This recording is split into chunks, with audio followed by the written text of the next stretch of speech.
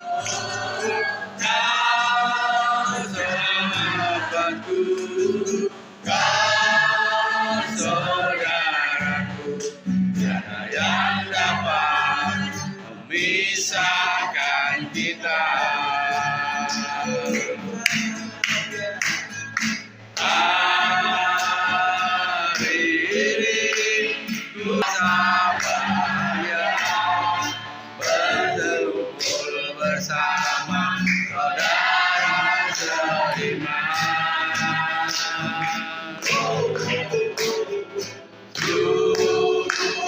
Tuhan Yesus telah satukan kita tanpa memandang di antara kita. Yang berangan dalam kasih, dalam satu kasih, berjalan dalam terang kasih Tuhan. Kau sahabatku, kau saudaraku, yang dapat memisahkan kita. Kau sahabatku, kau saudaraku, yang dapat memisahkan kita. Yang dapat memisahkan kita.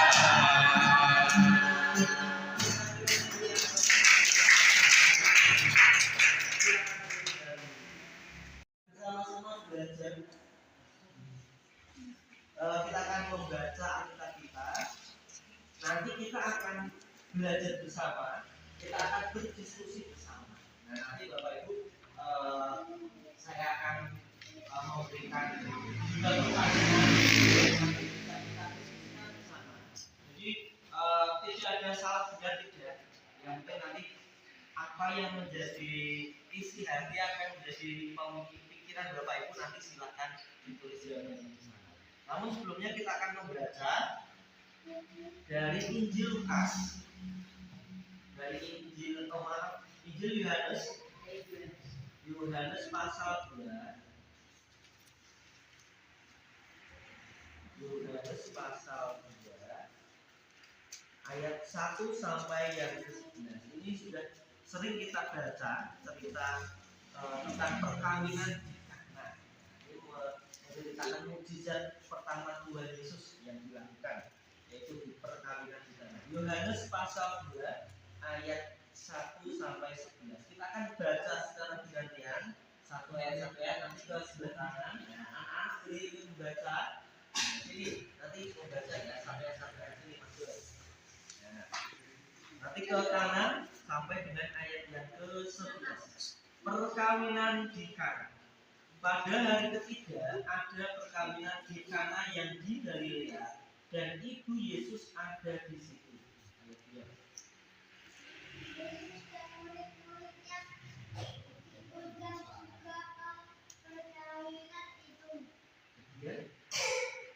Ya.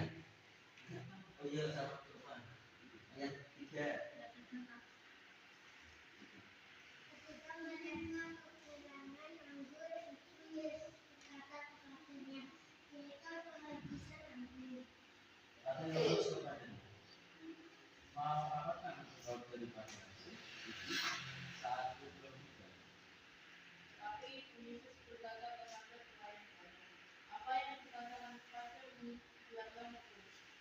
Di situ ada 6 pakaian yang disediakan untuk pembasuhan.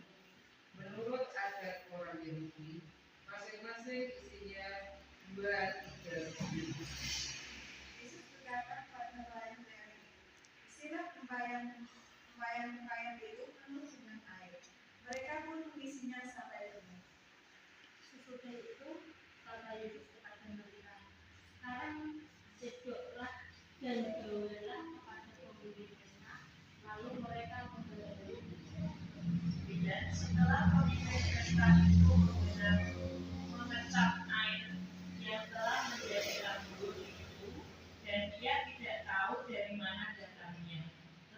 pelayan-pelayan yang mencedok air itu mengetahuinya, ia memanggil mempelai laki-laki.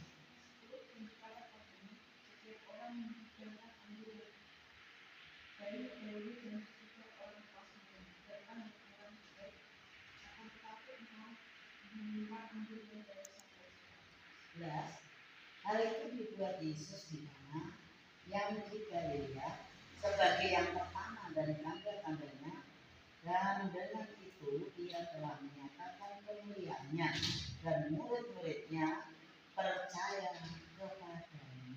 Amin. Terima kasih, puji nama Tuhan. Firman Tuhan pada malam hari ini adalah Sang Kristus sebagai teladan kerendahan hati. Sang Kristus sebagai teladan kerendahan hati. Rendah hati itu apa Bapak Ibu? Hendak asor, Tidak sombong, rendah mana, tidak sombong. Kalau lawan katanya tinggi hati, alias sombong. Gemblok, terujik. Nah, Bapak Ibu dan saudara dikasih dalam nama Tuhan Yesus, salah satu hal yang banyak dikeluhkan orang saat ini adalah tentang gap atau jarak antara anggota keluarga, antara orang tua dengan anak bersama anak. Itu biasanya sering terjadi dalam kehidupan kita, dalam kehidupan keluarga kita. Apalagi dengan perkembangan teknologi saat ini, terutama teknologi komunikasi yang salah satu perwujudannya yang dipegang tangannya yaitu adalah HP. Ini merupakan salah satu perwujudan perkembangan teknologi yang saat ini sudah tidak asing lagi di dunia kita. Nah, perkembangan teknologi ini yang salah satunya tadi adalah HP ini membuat situasi dan karakter anak-anak sekarang ini sangat berbeda dengan orang tua yang pada masa zaman dahulu, pada masa berhati, ganti, pada masa dapur dulu berbeda jauh dengan masa-masa sekarang ini. Kalau bahkan mungkin orang tua ini banyak yang gagap teknologi atau gaptek, kadang-kadang malah lebih pintar anaknya daripada orang tuanya. Sehingga Bapak Ibu ini semuanya putranya itu lah tanpa diajari lihai menggunakan. Nah, dengan HP di tangan anak-anak sekarang ini, anak-anak itu seakan-akan bisa menggenggam dunia di tangannya ini. Bisa cari apa saja lewat HP, bisa lihat apa saja, bisa lihat berita di mana saja, bisa lihat cara memberantas virus yang aman, bisa cara membuat agar-agar yang enak, semuanya bisa dicari lewat HP ini. Jadi seakan-akan dunia itu dalam genggaman tangan sekarang. Nah, anak-anak kita itu kadang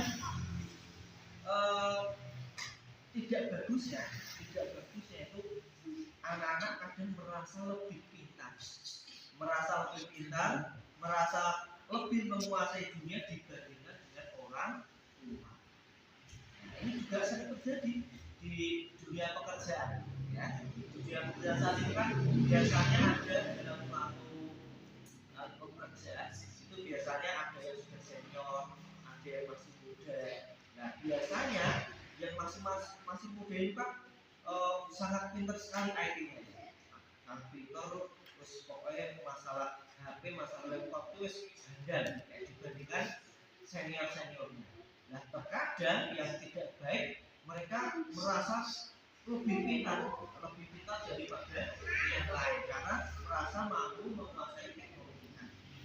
Nah, di sisi lain orang tua merasa yang sudah banyak pengalaman, sudah banyak makan asam garam, ya, sudah mengenal pahit manisnya kehidupan dan menginginkan anak-anaknya itu mengikuti koyo bapak itu, pengen mengikuti koyo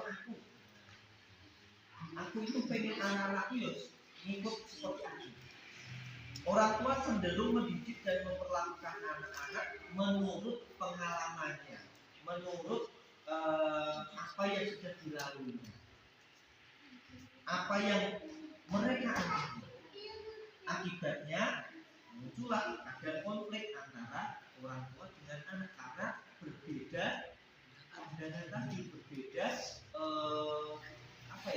berbeda generasi yang menyebabkan pola pikirnya juga berbeda. Nah, orang tua banyak yang mengeluh akhir-akhir ini, mengeluh karena anak-anak kurang sopan, kemudian kurang tahu tata krama, karakternya juga mungkin tidak sebaik anak-anak zaman dahulu. Makanya sekarang ini di sekolah-sekolah banyak sekali kegiatan-kegiatan yang menanamkan karakter baik terhadap sopan santun, tata krama. Nah, dan juga anak-anak itu kadang-kadang juga mengeluh karena orang tuanya kaku, tidak berpengalaman. Oh, bapak ibu itu orang jauh, orang pengalaman, dan seperti itu. Tidak tahu perkembangan zaman. Nah, sekarang jadi pertanyaan, bagaimana kita sebagai orang Kristen hidup di tengah situasi yang seperti ini? Nah, gap atau jarak antar generasi ini, antara orang tua dengan anak tadi, itu tidak hanya terjadi sekarang, itu sudah pernah terjadi sejak zaman dahulu. Salah satunya yang baru saja kita baca, yaitu di peristiwa perkawinan di Kana. Ya, di situ juga ada gap antara orang tua dengan anak, antara ibu Tuhan Yesus dengan anak.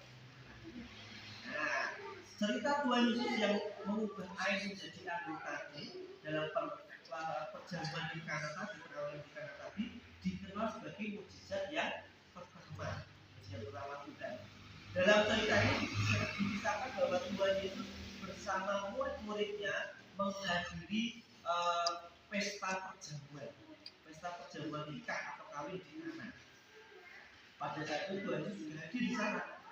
Nah, akhirnya terjadi suatu masalah di tengah pesta anggur yang sebagai salah satu hidangan utamanya. Jadi pada waktu zaman itu anggur itu menjadi salah satu hidangan utama dalam setiap perjamuan perkawinan.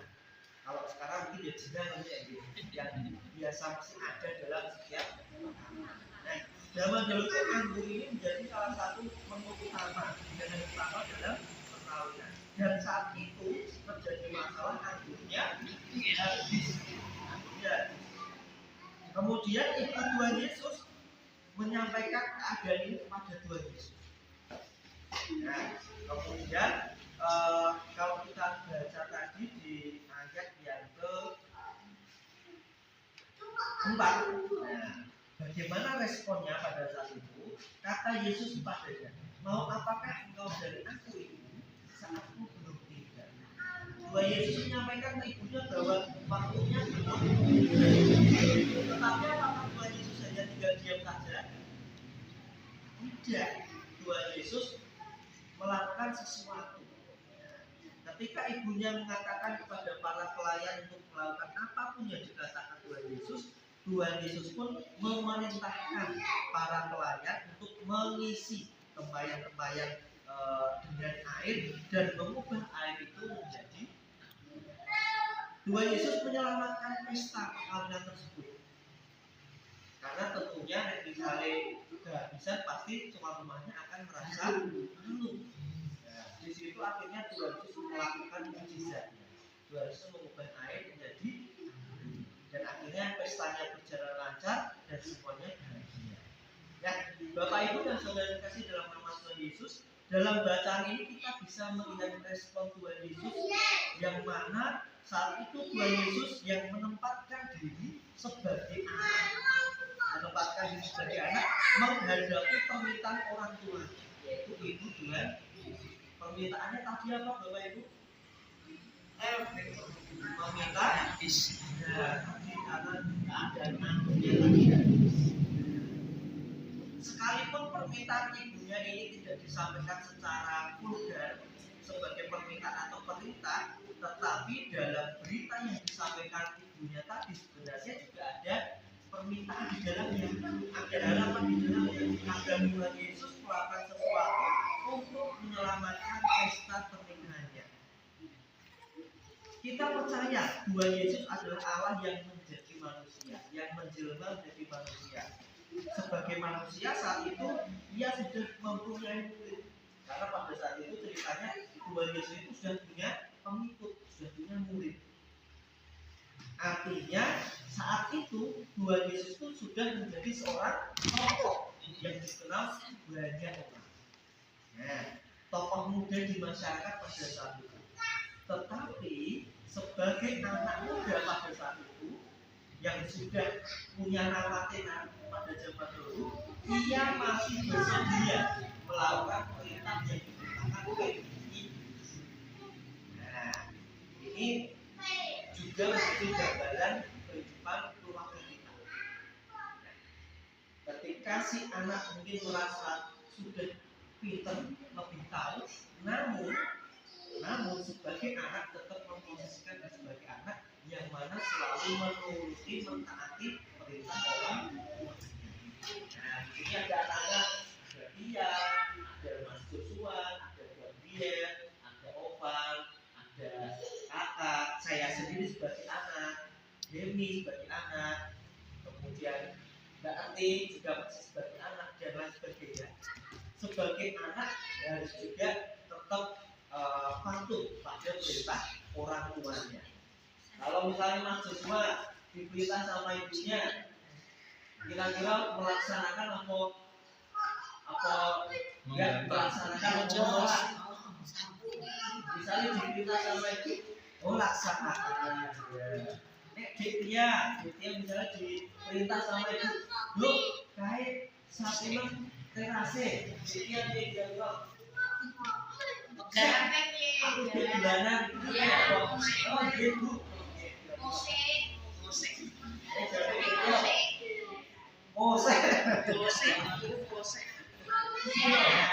Ya, oke. Mulai sekarang ada diajarkan patuh pada orang tua, tidak boleh melawan orang tua. Tuhan Yesus juga sama. Tuhan Yesus itu juga anaknya dari ibunya ini. Ya.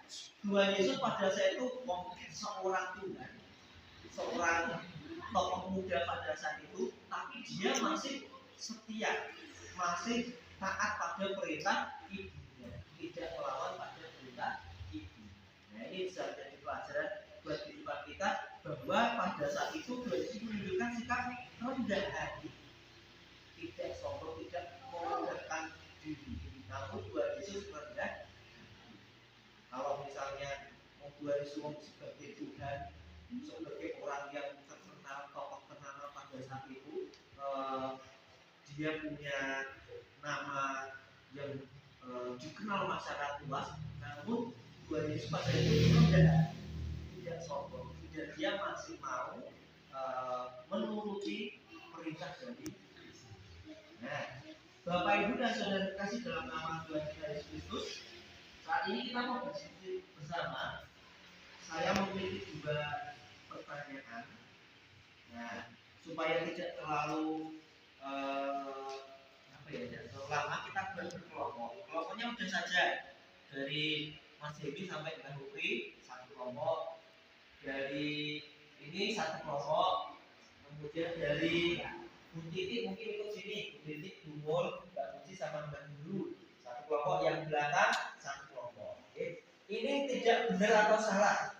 Yang penting apa yang menjadi pemikiran isi hati Bapak Ibu dituliskan saja di sini ya. Ini saya bagikan kertas. Nanti jawabannya bisa ditulis di sini. Pokoknya sudah saya siapkan. Yang sudah bawa pokoknya dulu.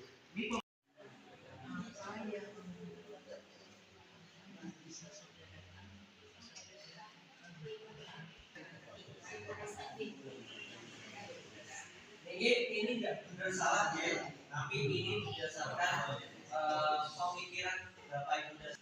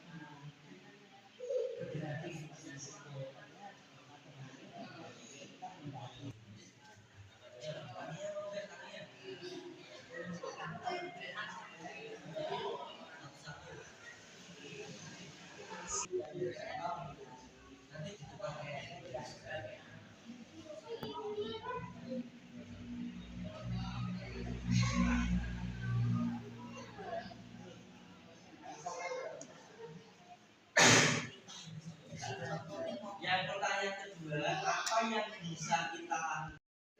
Nah, pertanyaan siapa? Apa yang bisa saudara pelajari dari sikap Tuhan itu sebagai anak dalam merespon permintaan atau otoritas dan harapan orang tua? Yang pertama, rendah hati. Dua, selalu taat kepada orang tua. Taat pada orang tua.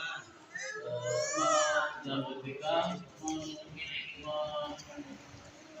menuruti apa yang menjadi perintah orang tua atau guru.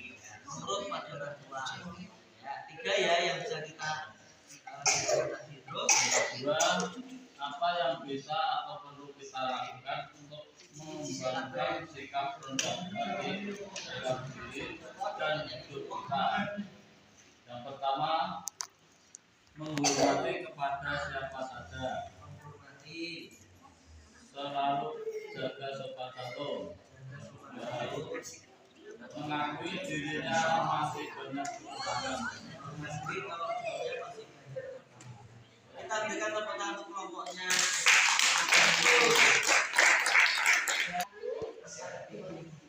Apa yang bisa saudara pelajari dari sikap Tuhan Yesus sama dalam merespon permintaan ataupun perintah dan harapan orang tua? Harus taat pada orang tua. Anak harus bisa menuruti kehendak orang tua. Anak harus rendah hati pada orang tua. Nanti sama ya kelompok pertama tadi. Yang kedua, Apa yang bisa atau perlu kita lakukan untuk mengembangkan sikap rendah hati dalam diri dan hidup kita? Anak harus menjadi contoh pada orang lain, mensyukuri apa yang kita miliki. menjadi contoh, tentunya contoh yang baik. Kita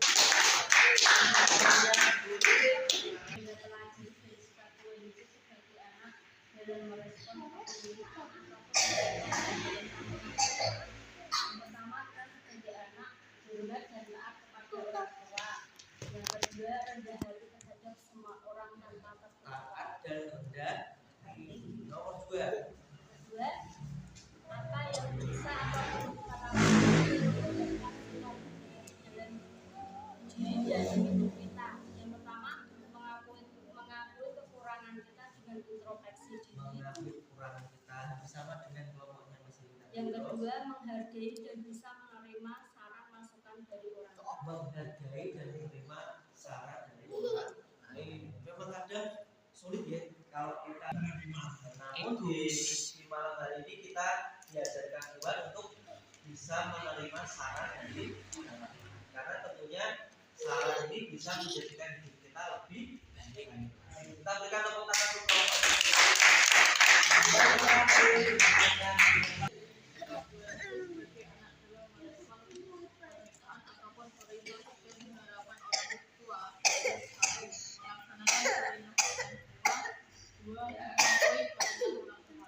Aku yang dua.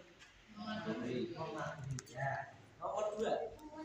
Apa yang bisa atau perlu kita lakukan untuk mengembangkan sikap rendah hati dalam diri dan hidup kita, menghargai pendapat orang lain dan menghormati orang lain. Tepuk tangan untuk kelompok.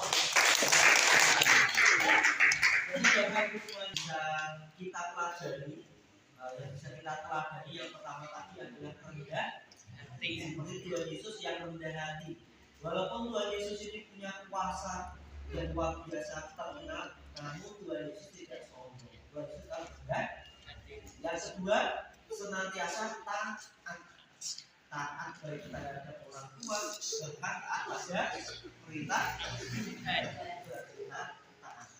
Kemudian yang perlu kita lakukan untuk mengembangkan sikap hati tadi, mensyukuri segala yang diberikan Tuhan, menghargai orang lain, dan juga tadi mengakui merasa kalau kita itu masih kurang, masih banyak kesalahan. Juga menawarkan di orang lain. menerima nasihat dari orang.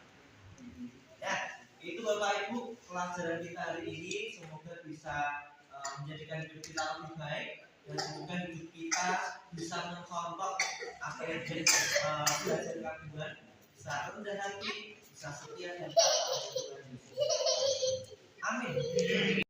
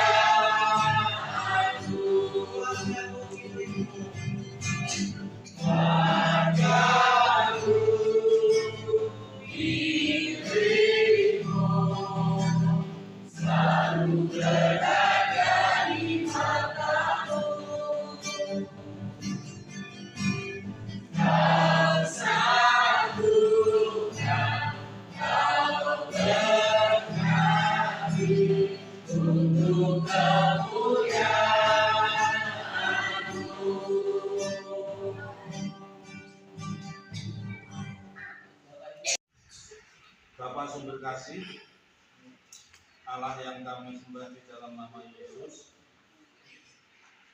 kami menghadap kehadirat-Mu, mengucap syukur kepada Engkau, di mana Tuhan telah memberkati jalannya ibadah pekan keluarga pada malam hari ini. Terlebih Bapa, Engkau sudah memberikan firman kepada setiap kami melalui hamba-Mu. Kiranya firman yang sudah kami dengarkan, bisa kami baca bersama, Tuhan meteraikan di dalam setiap hati kami, dan mampukan kami untuk bisa melakukan di dalam hidup kami.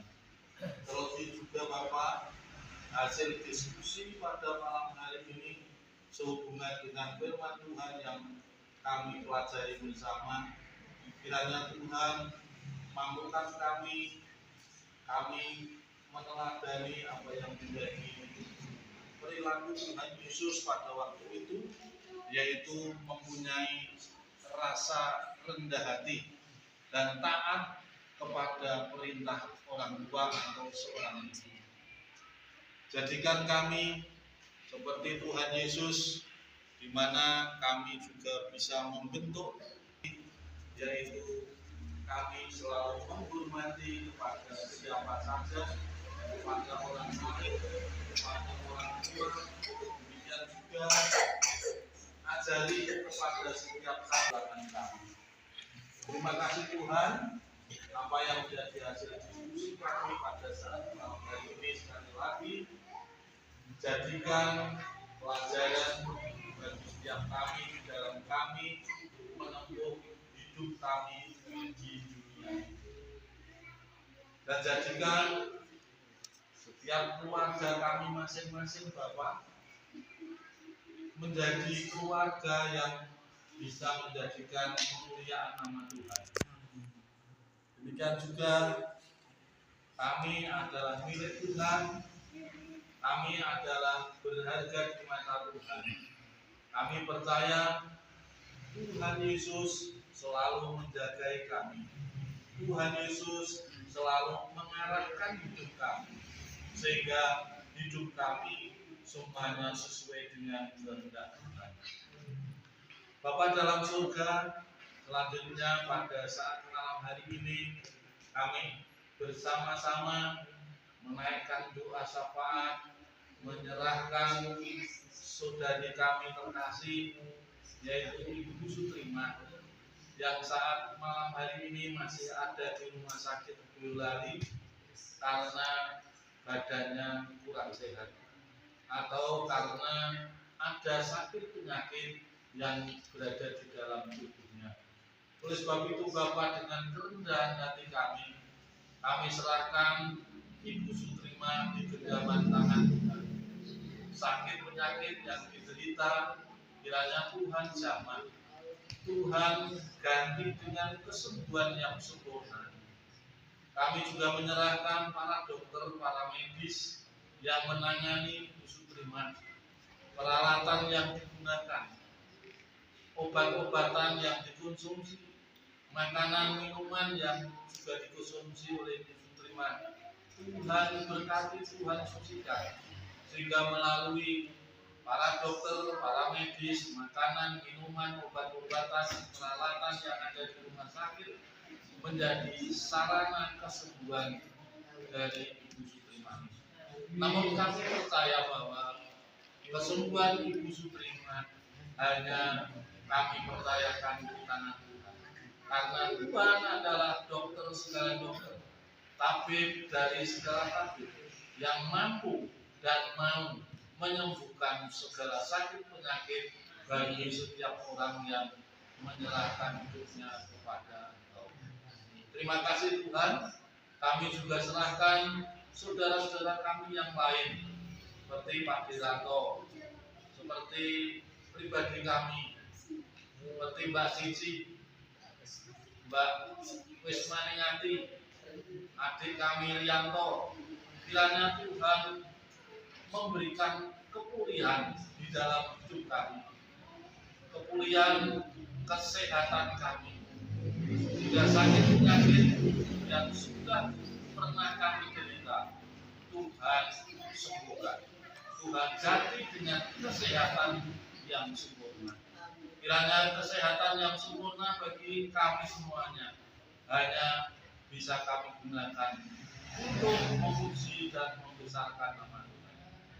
Terima kasih Tuhan, setelah kami melaksanakan ibadah pekan keluarga pada malam hari ini, sebentar lagi kami akan kembali pulang ke rumah kami masing-masing.